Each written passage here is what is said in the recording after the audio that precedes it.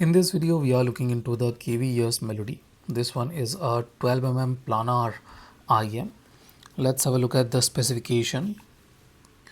We are getting 18 ohm impedance and sensitivity is good at 102 dB. This is not on the higher side, but it is decent. No problem there.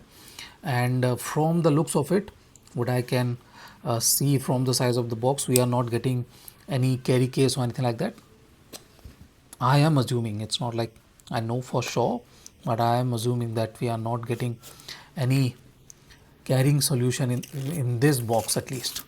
So let's have a look inside this IM. This one is priced at, if I'm not wrong, $90, 90, 85, $90. So this is a good price range for a planar based IM, and there are a handful of planar based IMs in this price range. Metal? No, this is not metal. This is not metal. This is metal. This is metal, and this is rubberized polycarbonate, if I'm not wrong. And the size is slightly on the chunkier side, not tall or anything like that, but it is also a bit on the wider side. So yeah, this is slightly bigger than some single DD or that kind of IMs. And oh, nice. Now this is good. Okay, this is what I will say that is a good thing. This is not a bad looking cable. Okay, this one looks what we get with the Quintet and K4. So yeah, this is a 4-core slightly good looking cable, and this is what Kiwiers need to do. They cannot do away with cheap looking cables. Okay, this cable do not need to sound exceptionally good, but they should look decent. Okay, for a $90 IM, I'll say these cables are decent. These are not a bad looking cable like the one I got with the Quartet. Quartet cable was just horrible. Didn't look premium or anything like that. That was a run of the mill kind of cable with nothing special about that. Nearly every IM that you buy, even at $20, will come with a cable that is looking slightly better than that. So yeah, that was the one problem I had with the Quartet. Now these tips are nice. I will use the whiteboard tips. We are getting some tips. There is a set of narrow board tips. You guys can see a set of narrow board tips and a set of whiteboard tips. So I'm using the whiteboard tips. So this is the unboxing. I'll include the initial impression within this video. Thank you for watching, guys. This year I have worked on a, a lot of planar based IMs. I believe most of the popular planar based IMs under $300, I'll have to say. I haven't worked on a lot of planar IMs in the $1,000 price range. Yeah, I did worked on the Campfire Moon Rover, which is a flagship planar IM from Campfire. I really like the way this under $200 planar IMs have evolved. Even the LED Shore S15 was fantastic. S08 was very good. Hide's MP143, 145 were exceptionally good back when they came, because this technology is evolving, and I like the Tin Hi-Fi Doodoo too. Doodoo is not a very warm or very pleasing kind of IM, but it delivers that dry and clean, clear, crisp details. It was made for details. What I really missed on was this Kiwi Years Melody.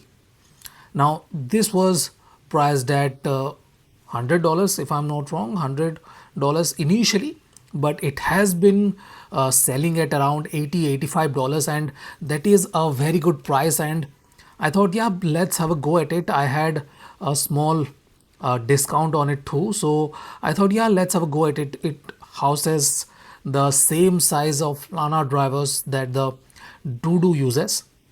12 planar. And if you guys look into the specification, this is not a very demanding kind of IM. Impedance is just 18 ohm, and you can see the frequency response and everything is very good. Maximum power is 10 MW. 10 MW is decent, but let me tell you one thing, don't be fooled by these numbers. This is not a very easy to drive kind of IM. It does need good amount of power, decent amount of power, if not a lot of power. It definitely needs good amount of power. And what I really liked about this one is that this is very comfortable. It's not like it is huge or anything like that, but yeah, definitely you guys can see this is slightly on the larger side, slightly larger. You guys can see from the back plate, this is slightly on the larger side, but it is not bad at all. And if we look into the ergonomics too, this one does have a slight bit of custom kind of design, and that is very comfortable. This rubberized back plate really helps with traction inside the ear, and that is a good thing. But this is not exactly helping. The nozzle is slightly on the shorter side, and it does not offer a lot of depth, and this IM can feel slightly uncomfortable with the wide bore, shorter wide bore tips. These tips are fine. I definitely will suggest you guys to go for a slightly longer tip that will help with the depth and stability inside the ear. If we start talking about the sound quality, that is where I was really looking forward to this one, because this planar drivers IMs are very capable. Okay, at just 80-85 dollars, this is a very capable IM. I like the Doodoo because it was more detailed. I like the S08 too, but they both have flaws. Okay, S08 is lacking extension at both hands, which this IM is not. Okay, but let me be very clear, if you want a bassy IM, this is not it. Kiwi ears melody is not a very bassy IM. What it is slightly mid not mid forward, slightly V-shaped, balanced IM. Okay, it is not delivering a lot of bass body or bass punch or bass air. It does not move a lot of air, but what it has is clarity. Okay, clarity, control, and definition. It is not lacking, so that is a good thing. It delivers, but the decay is slightly on the faster side. So where does this 80-85 dollar IM excels? It excels with the cohesion. What most of these planar based IMs are unable to deliver is cohesion. S08 was warmer, but I kind of felt that it is a bit too thick. Notes are supposed to be conical. Okay, they are supposed to rise and drop. It does not need to have a flat finishing. Okay, it does not need to be flat. It needs to be naturally sharp. Okay, which this one has. This one is not overly smooth at the finishing region, which is the very good part of this IM. They have tuned, Kiwi Ears has tuned this IM nicely. Very well tuned IM, and it has that natural body. It is not thin or not very sharp or anything like that. So it has that required amount of body which is giving it the edge over even the MP143 and let's show S08. S08 is overly warm. MP143 is slightly thinner. It does not have that natural body which this IM has with the mids and treble region, which is fantastic in my opinion. Very well tuned IM. It is not lacking extension like the S08. S08 was lacking extension. This one does not lack extension at the treble range, and it is airy too. It is not lacking air. S08 was kind of lacking air. It didn't had that extra bit of separation that we like to see in the upper treble and mid treble region. That was kind of darkish. This one is not. This one is very well tuned. I love the way they have tuned this IM. It maintains the energy. It is balanced. It still has slight bit of B in the mid range, but mid range clarity too is very good, very well defined, very fuller. And one bit is very interesting is that this one is not lacking air. Okay, the lack of air we see with most IMs with planar. Okay, that softer ending with vocals, okay, which kind of get suppressed with planar based IMs at times because they are not that well tuned. what's happening with the melody is it is very well tuned to be precise, and they are delivering natural, cohesive, and realistic vocals.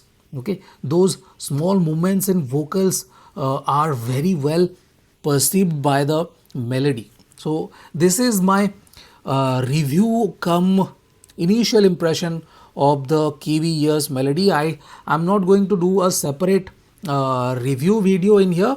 This is an initial impression come review of the melody. I haven't burned it in properly. I put around 20-25 hours, but what I will do is I'll compare it with the Teen Hi-Fi Doodoo and we will see which one comes out on top. So this is my initial impression and unboxing of Kiwi Years melody. Thank you for watching, guys. Have a nice day. Enjoy.